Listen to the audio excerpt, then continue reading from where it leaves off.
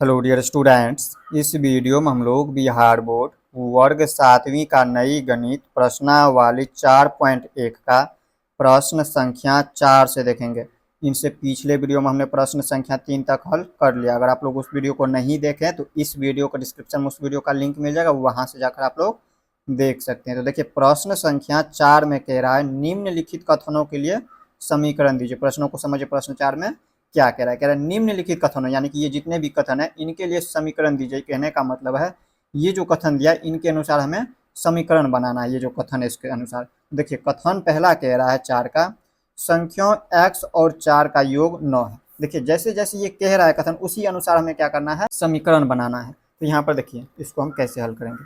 यहाँ पर देखिए प्रश्न संख्या 4 का पहला नंबर कथन क्या कह रहा है? संख्या x और 4 का, यहाँ पे देखिए x और 4, यहाँ पे x और 4 लिख दिया, और इनका योग जो है 9 है। इनका योग यानी कि इनका जोड़, इनको जब हम जोड़ते हैं तो हमें कितना प्राप्त होता है? 9 है। यहाँ पर 9 लिख देंगे। तो देखिए ये पहला के लिए हो गया, ये पहला कथन के लिए समीकरण बन गया। देखिए कितना आसान था। देखिए जैसे कह रहा है वैसे ही आप लोगों को करना। कह रहा है संख्या x और 4 का, देखिए संख्या x और 4 लिए और इनका योग जो है 9 है, यानी कि इनको जोड़ने पे जो हमें 9 प्राप्त होता है। तो देखिए इनको जोड़े हैं तो हमें 9 प्राप्त हो गया। तो इस तरह से ये हमारा समीकरण बन गया।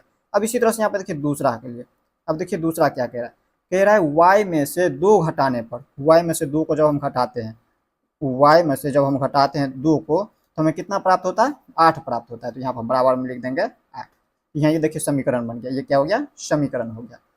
अब इसी तरह से यहाँ पे देखिए तीसरा क्या कह रहा है कथन? a का 10 गुना 70 है। a का 10 गुना, यहाँ पे तीसरा हम देखिए कैसे हल करेंगे।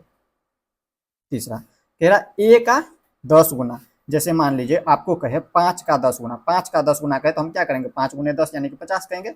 ठीक इसी प्रकार a का 10 गुना कितना हो गया? a गुने 10 यानी कि 10a, यहाँ पर हम लिख देंगे 10a। और इसके बाद देखिए इसका गुना 70 है।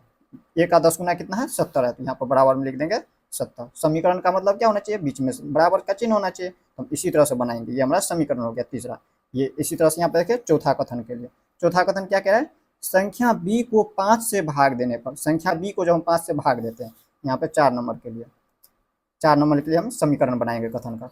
कथन क्या कह रहा है? संख्या b को 5 से भाग देने पर, संख्या b को जब हम 5 से इस तरह से भाग देते हैं, देने पर हमें 6 प्राप्त होता है। तो इनको हम जब भाग देते हैं तो हमें कितना प्राप्त होता है? 6 प्राप्त होता है। यही हो गया हमारा समीकरण। इस तरह से चौथा समीकरण होगा।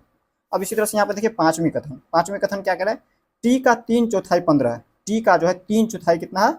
15 है। देखिए टी का 3/4, 3/4 का मतलब हो गया 4 भाग में से तीसरा भाग। टी का मतलब गुना, ऐसे हम समझते हैं। देखिए आप लोगों को स्टेप बाय स्टेप समझाएंगे हम। देखिए टी का क्या कह रहा है? 3/4 यानी कि चौथा भाग में से, चौथा भाग में से तीसरा भाग कितना है? बराबर में क्या कह रहा है? 15 है। 15 है। अब देखिए इस तरह से आप लोगों को लिखना नहीं है, ये समझाने का तरीका है। अब इसको लिखना कैसे? तो यहाँ पे देखिए टी का मतलब गुना। तो देखिए टी को जब हम गुना करेंगे 3 से, सामने सामने क्या होता है? गुना होता है। का मतलब गुना होता है। तो देखिए टी को जब हम 3 से गुना करेंगे तो कितना हो जाएगा? 3t। तो 3t और बट्टे में ये 4 है तो लिख देंगे 4 और बराबर में 15। इस तरह से ये समीकरण हो गया आपका। ये 5वीं नंबर का हो गया। अब इसी तरह से 6ठी नंबर समीकरण देखेंगे। देखिए 6 नंबर में कैसे समीकरण बनाना है। कथन देखिए क्या कह रहा है? कथन कह रहा है m का 7 गुना और 7 का योगफल। m का 7 गुना, m का 7 गुना यानी कि 7m हो गया। जैसे अगर आप लोगों को कहे 5 का 10 गुना तो 5 दाहे के 50 हो जाता है। ठीक इसी प्रकार इसको भी हमें गुना करना है। m का 7 गुना यानी कि 7m। तो 7m और 7 का योगफल 7m और इनका योगफल, 7 का योगफल हमें 77 है।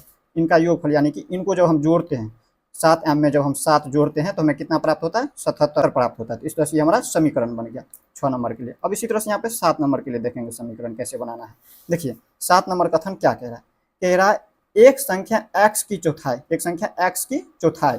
देखिए x की चौथाई, x की चौथाई का मतलब चौथा भाग, चौथा भाग। देखिए चौथा भाग में से x। देखिए ऐसे अगर नहीं समझ आ रहा है तो ऐसे समझिए, इनको अभी रहने दीजिए, यहाँ से आप लोगों को समझा दे रहा है। यहाँ पे देखिए 7 नंबर, 7 नंबर यहाँ पे हल करके दिखाता आप लोगों को। क्या कह रहा था? x का चौथाई भाग यानी कि 1 का चौथा भाग, 1 का चौथा भाग। देखिए 4 भाग में से 1 भाग, इस तरह से लिखेंगे 1 का चौथा। का यहाँ पे का लिख दीजिए। 1 का चौथा भाग, यहाँ पे क्या कह रहा है? चौथाई। ऋण आपको 4 देता है, ऋण यानी कि माइनस, ऋण का मतलब माइनस में 4 बराबर क्या देता है? 4 देता है। इस तरह से 4 देता है। तो इन्हीं को जब हल करेंगे तो देखिए क्या होता है? एक्स का 1/4 क्या होगा, तो एक्स को 1 से गुना करेंगे तो यही होगा एक्स, और ये बट्टे में 4। और देखिए ऋण में क्या कह रहा था, 4 जो है हमें 4 देता है, यानी कि 4 प्राप्त होता है। तो देखिए ऋण ऋण का मतलब आप लोग को याद रखना है माइनस, और धन का मतलब होता है प्लस। तो यहाँ पे माइनस में ये जो 4 है 4 बराबर 4 देता है। ये आप लोग को इस तरह से समीकरण बना लेना है। ये हमारा 7 नंबर हो गया। अब इसी तरह से देखिए 8 नंबर समीकरण क्या कह रहा है, कह रहा है यदि आप y के 6 गुने में से 6 घटाए, y के 6 गुने, y का 6 गुना यानी कि 6y हो गया। यहाँ पे देखेंगे, यहाँ पे लिख देंगे क्या था 8 नंबर y का 6 गुना यानी कि 6y, 6y इससे आगे देखिए 6 घटाए, यहाँ पे 6 घटाए, इसमें से जब हम 6 घटाते हैं तो हमें कितना प्राप्त होता है, 60 प्राप्त होता है। यहाँ पर हम लिख देंगे बराबर में 60। इस तरह से ये 8 नंबर हो गया समीकरण। इस तरह से आप लोग समझते गए होंगे समीकरण किस तरह से बनाते हैं। अब देखिए लास्ट 9 नंबर, ये देखिए ये हमारा कथन है। अब इसको देखिए समीकरण में कैसे बदलना है, यदि आप z के 1/3, z का 1/3 लिख दीजिए। इस तरह से अगर आप लोगों को नहीं समझ आता है तो जैसे कह रहा है वैसे लिखिए, z का 1/3 का मतलब क्या हो गया, 1/3, 3 का पहला भाग यानी कि 1/3। अब इसी तरह से देखिए z का 1/3 यानी कि 1/3, इससे आगे क्या कह रहा है, में 3 जोड़े, इसमें जब हम 3 जोड़े, इसमें जब अगर हम 3 को जोड़ देते हैं तो हमें कितना प्राप्त हो रहा है, कह रहा है आपको 30 प्राप्त होता है। तो बराबर में हो गया 30। इस तरह से ये हमारा बना है, लेकिन इस तरह से आप लोगों को लिखना नहीं है, इसको हमें सोल्व करना है। तो देखिए इन समीकरण को कैसे लिखेंगे, देखिए जेड का मतलब क्या होता है, गुना, यानी कि जेड को जब हम सामने सामने गुना होता है तो जेड को जब 1 से गुना करेंगे, तो जेड को 1 से गुना करेंगे तो 1 जेड, और 1 को हम लिखते नहीं है तो डायरेक्ट, जब भी 1 जेड रहे तो हम डायरेक्ट लिखते हैं जेड। तो जेड और बट्टे में ये 3 है तो 3, और प्लस का ये 3 है तो 3, बराबर में 30। तो ये हमारा 9 नंबर समीकरण हो गया। तो इस तरह से हम समीकरण बनाते हैं। ये हमारा क्या हो गया, समीकरण। तो आप लोग समझ गए किस तरह से समीकरण बनाते हैं कथनों को बदल करके। तो इस तरह से हमने प्रश्न संख्या 4 को देख लिया। अब हम देख लेते हैं इसी तरह से प्रश्न संख्या 5 को। अब देखिए इसी तरह से प्रश्न संख्या 5 में क्या कह रहा है। देखिए ये जो प्रश्न संख्या 5 दिया हुआ है, ये जो प्रश्न संख्या 5 है आपके बुक में, उन्हीं को हमने यहाँ पर लिख लिया है और इसे आप लोग हम समझा रहे हैं। तो देखिए प्रश्न संख्या 5 में कह रहा है निम्नलिखित समीकरणों को सामान्य कथनों के रूप में लिखिए। प्रश्नों को समझिए, प्रश्न 5 में क्या रहा है, कह रहा है निम्नलिखित समीकरणों को, यानी कि ये जो समीकरण है पहला से लेकर 8वीं तक, इन समीकरणों को क्या करना है, हमें सामान्य कथनों के रूप में बदलना है। देखिए इससे पहले प्रश्न संख्या 4 में आपने क्या देखा था, वो कथन के रूप में पहले से दिया हुआ था और उनको हमने समीकरण में बदला था। और ये देखिए तो यहाँ पे समीकरण में पहले से दिया है और इसको हमें कथनों में बदलना है। जैसे यहाँ पे देखिए प्रश्न संख्या 4 में यहाँ पे जो दिया हुआ है इस रूप में हमें बदलना है, इस तरह से कथन में। तो अब देखिए यहाँ पे पहला दिया है समीकरण, यहाँ पे p+4 बराबर 15, p+4 बराबर 15, ये हमें समीकरण है और इसको हमें कथन में बदलना है। तो कथन में कैसे बदलेंगे, यहाँ पर हम इसमें क्या लिख सकते हैं, तो देखिए इसमें हम लिख सकते हैं संख्या p+4 का योग जो है 15 है। यहाँ पर देखिए अगर ऐसे नहीं समझ आता है आप लोगों को, देखिए ये अपने भाषाओं में लिखना होता है। देखिए इसमें आप लोगों को ऐसा नहीं करना है कि बुक से ही मिलाना है, बुक में जैसे कथन लिखा है वैसे ही लिखना होना चाहिए यहाँ पे। तो देखिए इसमें अपना तरीका से क्या करना है, लिखना है आप लोगों को, जैसे जैसे इसमें दिया है समीकरण को वैसे आपको कथन में बदलना है। जैसे यहाँ पर देखिए प्रश्न संख्या 4 में, जैसे यहाँ पर देखिए इसी तरह का प्रश्न है, ये जो समीकरण है देखिए इस तरह का समीकरण को हम कैसे हल करेंगे। देखिए इसमें जैसे दिया था संख्या x और 4 का योग 9 है, संख्या x और 4 का योग 9 है, तो हम क्या किए थे, x+4 बराबर 9 लिखे थे। ठीक इसी प्रकार इसमें देखिए यहाँ पे दिया है p+4, x के स्थान पे p दिया है और प्लस में इसमें भी 4 होगा, और यहाँ पर देखिए बराबर में 9 दिया है तो इसमें बराबर के स्थान पे यहाँ पे 15 दिया है 9 के जगह पे। हम इसमें क्या करेंगे, लिखेंगे क्या, इन्हीं कथन को लिख देंगे। बस यहाँ पे क्या करेंगे, हम संख्या को बदल देंगे। यहाँ पे जैसे इसमें x है तो उसके स्थान पे p लिखेंगे, संख्या 4 उसमें भी है इसमें भी है 4, और यहाँ पे 9 है तो हम इसके स्थान पे 15 लिखेंगे। तो हम क्या लिखेंगे यहाँ पे, संख्याओं, यहाँ पे इसको लिख देंगे शब्दों में, संख्याओं p और 4 का योग 15 है, संख्याओं p और 4 का योग कितना है, 15 है, लिख देंगे 15 है। इस तरह से आप लोगों को लिख देना। अब देखिए इसी तरह से दूसरा कथन यहाँ पे दिया m-7 बराबर 3। अब देखिए इससे पहले प्लस में था और ये हमारा माइनस में है, इसमें भी हम यही लिख देंगे। इसमें क्या लिखेंगे, संख्याओं m में से 7 घटाने पर 3 प्राप्त होता है। m में से जब हम 7 को घटाते हैं, संख्या m में से जो है 7 को घटाते हैं तो हमें 3 प्राप्त होता है। माइनस में है तो हम घटा रहे हैं, इसका मतलब जब प्लस में था तो हम उसमें जोड़ते हैं, प्लस का मतलब जोड़ और घटाओ मतलब माइनस का चिन्ह। यहाँ पर हम क्या करेंगे, इसमें लिखेंगे m में से, संख्याओं m में से 7 घटाने पर, ये आप लोगों को हम बार बार बता रहे हैं, ये जो शब्द लिख रहे हैं ये जरूरी नहीं है कि बुक से मिलना ही चाहिए, ये आपको अपना तरीका से लिखना होता है। तो संख्याओं m में से 7 घटाने पर हमें कितना प्राप्त होता है, 3 प्राप्त होता है। तो हम लिख देंगे 3 प्राप्त होता है, प्राप्त होता है। इस तरह से आप लोग को लिखना होता है। अब इसी तरह से यहाँ पे देखिए 2m बराबर 7। अब 2m बराबर 7 इसको हम शब्दों में कैसे लिखेंगे? ये देखिए 2m है यानी कि ये गुना में है। 2m क्या है? गुना में। आप लोग को हम बता चुके हैं 2m का मतलब क्या हो गया? 2 गुने m, 2 गुने m हो गया। यहाँ पर इसको हम क्या लिख सकते हैं? यहाँ पर हम लिख सकते हैं संख्याओं 2 में m से गुना करने पर 7 प्राप्त होता है। क्या लिख सकते हैं हम? संख्याओं 2 में m से गुना करने पर हमें 7 प्राप्त होता है। यहाँ पर लिख देंगे संख्याओं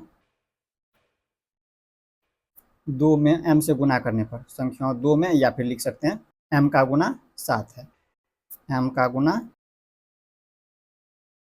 सॉरी m का 2 गुना, देखिए संख्याओं m का 2 गुना, ये 2 गुना है, यहाँ पर लिख देंगे संख्याओं m का 2 गुना, 2 गुना 7 है, 7 है।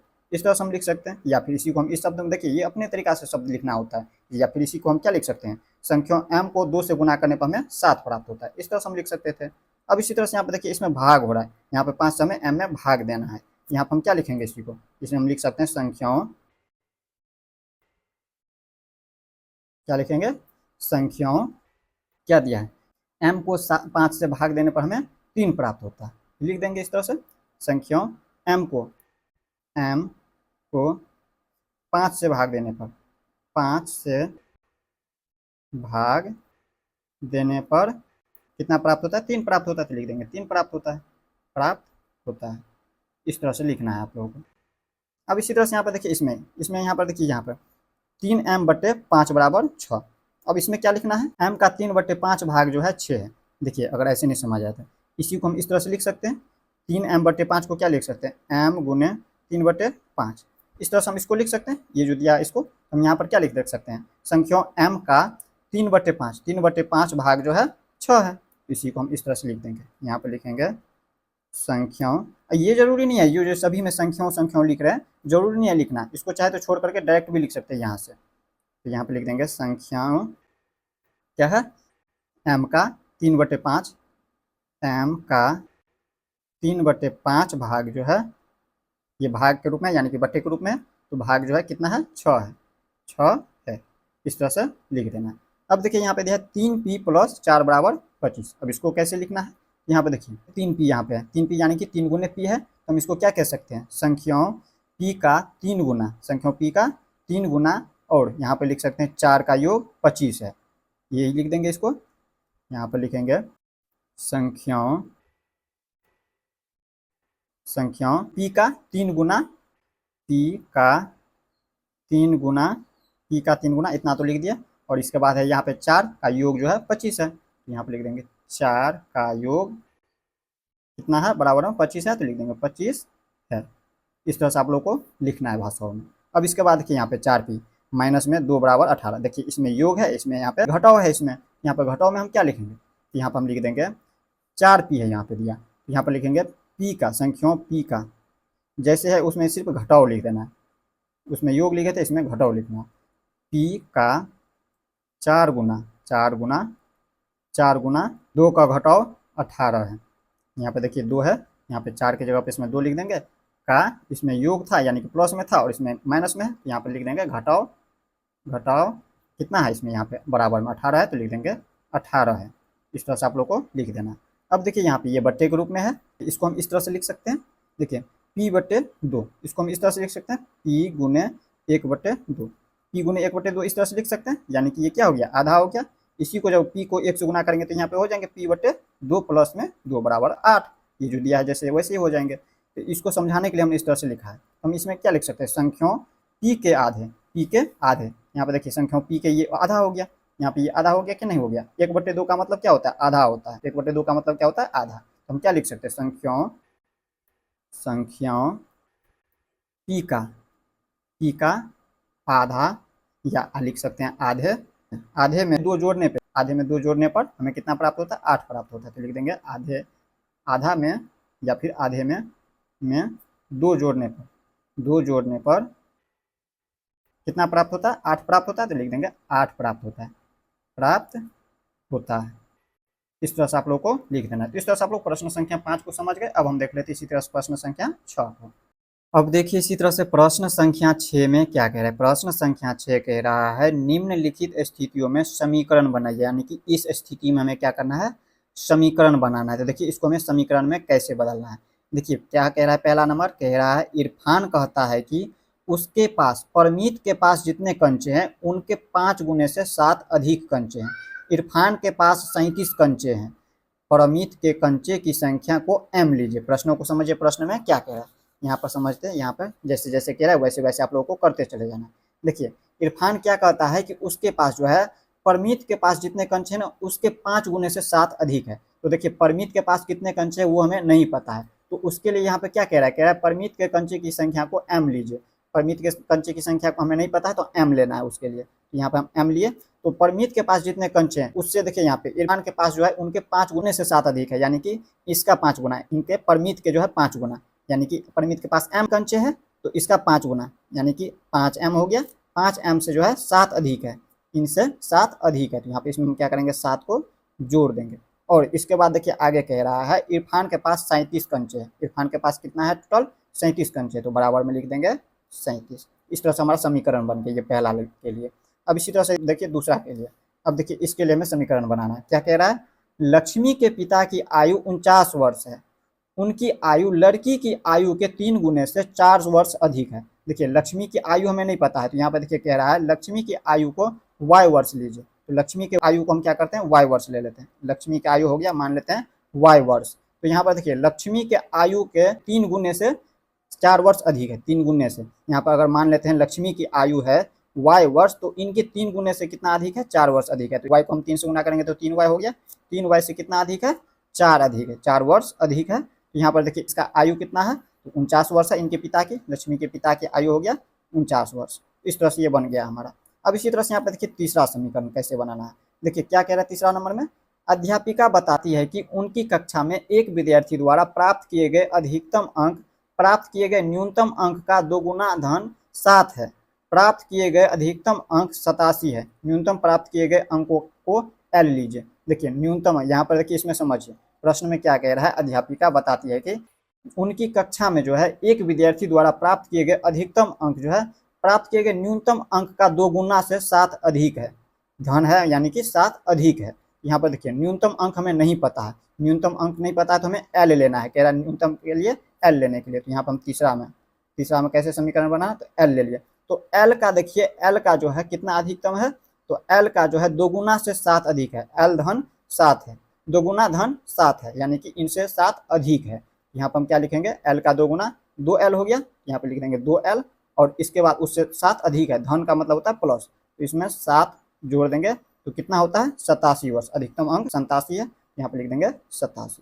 अब ये तीसरा हो गया। अब इसी तरह से यहाँ पर देखिए चौथा समीकरण कैसे बनाना है। अब देखिए चौथा में कह रहा है एक समद्विबाहु त्रिभुज। अब समद्विबाहु त्रिभुज होता क्या है, सबसे पहले हम समद्विबाहु त्रिभुज का एक आकृति बना लेते हैं। देखिए समद्विबाहु त्रिभुज ये हमारा होता है इस तरह से समद्विबाहु त्रिभुज, ये हमारा है समद्विबाहु त्रिभुज। और समद्विबाहु त्रिभुज आप लोगों को याद रखना है, देखिए इसकी परिभाषा आप लोगों को याद रखना है। समद्विबाहु त्रिभुज जिस त्रिभुज की सभी भुजाएं आपस में समान यानी कि बराबर होती है वो हमारा समद्विबाहु त्रिभुज कहलाती है। जैसे यहाँ पर देखिए इनकी सभी भुजाएं आपस में बराबर है, तो ये हमारा समद्विबाहु त्रिभुज हो गया। और इस त्रिभुज में देखिए यहाँ पे क्या कह रहा है शीर्ष कोण प्रत्येक आधार कोण का 2 गुना है। शीर्ष कोण कौन सा होता है, तो जैसे यहाँ पर देखिए शीर्ष कोण, ये जो कोण दिया हुआ ये हमारा कोण है, ये तीनों कोण है। तो इसमें क्या कह रहे हैं शीर्ष कोण प्रत्येक आधार कोण का, प्रत्येक आधार कोण, आधार पे ये जो कोण है ये है आधार इनकी, तो इस आधार पे ये जो दोनों कोण है इन कोण का 2 गुना है इन कोण का। तो इस कोण को हमें पता नहीं है, सबसे पहले तो हमें ये कोण पता होना चाहिए, तो तब पता चलेगा जो इसका कोण से जो है 2 गुना होगा, ये कोण आधार के कोण से जो है ये 2 गुना है। यहाँ पर देखिए ये कोण है कितना, ये यहाँ पे दिया होगा, मान लीजिए प्रत्येक आधार कोण जो है 20 डिग्री है। अब यहाँ पर देखिए प्रत्येक आधार कोण हमें b मानना है, यहाँ पर नहीं पता था तो b मानना है, ये कोण b हो गया, और ये भी कोण, ये भी आधार पे जो कोण है वो b है, यहाँ पे इसका 2 गुना यानी कि 2b हो गया, ये हो गया 2b, ये जो कोण हो गया शीर्ष कोण 2b। तो आगे क्या कह रहा है, याद रखिए कि त्रिभुज के तीनों कोणों का योग 180 डिग्री होता है। और याद रखना मैं देखिए त्रिभुज के तीनों कोणों का योग 180 डिग्री आता है, ये तो आप लोगों को पता ही होगा। त्रिभुज के तीनों कोणों का योग कितना होता है 180 डिग्री, एक कोण होता है 60 डिग्री का, दूसरा कोण 60 डिग्री, तीसरा कोण भी 60 डिग्री, तो 7 तिया के 180 हो जाता है। तो हमें क्या करना है इसी को अब लिखना है। देखिए इसमें क्या कह रहा था, एक समद्विबाहु त्रिभुज में शीर्ष प्रत्येक कोण आधार का 2 गुना है, आधार का 2 गुना। देखिए आधार कितना है, देखिए b प्लस बी, यहाँ पे इन दोनों का 2 गुना, b प्लस बी का 2 गुना यानी कि 2b हो गया 2b। दो बी, इसमें जब दो बी ऐड करेंगे तो हमें कितना प्राप्त होता है 180। और इसको जब जोड़िएगा तो देखिए बी प्लस बी, इनके आगे कोई भी नहीं है तो संख्या तो एक है, इसका मतलब एक एक दो बी और प्लस में दो बी, तो कितना होता है 4 बी हो जाता है। 4 बी बराबर में 180। तो ये हमारा हो गया चौथा समीकरण। इस तरह से हम इसको यहाँ पर लिख देंगे 4 बी बराबर 180 डिग्री, डिग्री में है इस तरह से लिख देना है। ये हमारा इसका समीकरण बनेगा। इस तरह से आप लोग प्रश्न संख्या 6 को भी समझ गए। इस तरह से आप लोगों का प्रश्नावली 4.1 खत्म हो चुका है। अगर आप लोगों का कोई प्रश्न हो तो आप लोग कमेंट्स के माध्यम से पूछ सकते हैं। मिलते हैं नेक्स्ट वीडियो में। जय हिंद।